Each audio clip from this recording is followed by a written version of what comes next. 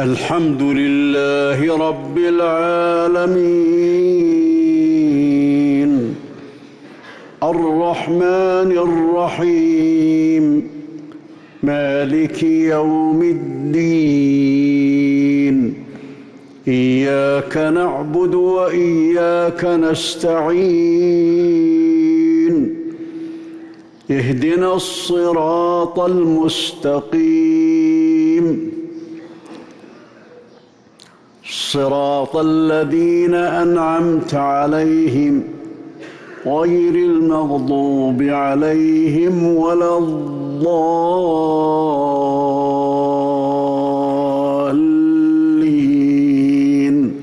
آمين.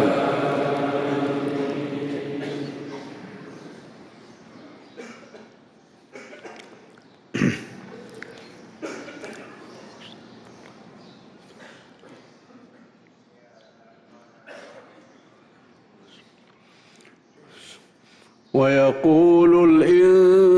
الإنسان أإذا ما مت لسوف أخرج حيا أولا يذكر الإنسان أنا خلقناه من قبل ولم يك شيئا فوربك لنحشرنهم والشياطين ثم لنحضرنهم حول جهنم جثيا ثم لننزعن من كل شيعة أيهم أشد على الرحمن عتيا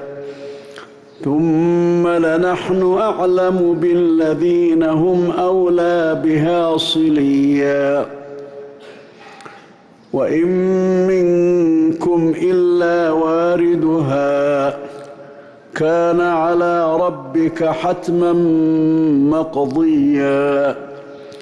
ثم ننجي الذين اتقوا ونذر الظالمين فيها جثيا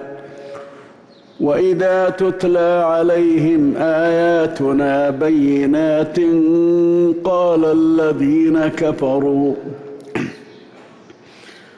قال الذين كفروا للذين آمنوا أي الفريقين خير مقاما وأحسن نديا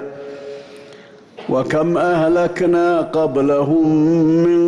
قرن هم أحسن أثاثا ورئيا قل من كان في الضلالة فليمدد له الرحمن مدا حتى إذا رأوا ما يوعدون إما العذاب وإما الساعة فسيعلمون من هو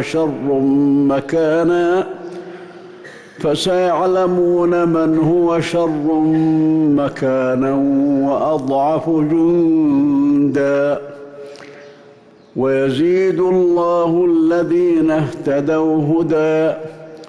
والباقيات الصالحات خير عند ربك ثوابا وخير مردا أفرأيت الذي كفر بآياتنا وقال لأوتين مالا وولدا أطلع الغيب أم اتخذ عند الرحمن عهدا كلا سنكتب ما يقول ونمد له من العذاب مدا ونرثه ما يقول ويأتينا فردا واتخذوا من دون الله آلهة ليكونوا لهم عزا كلا سيكفرون بعبادتهم ويكونون عليهم ضدا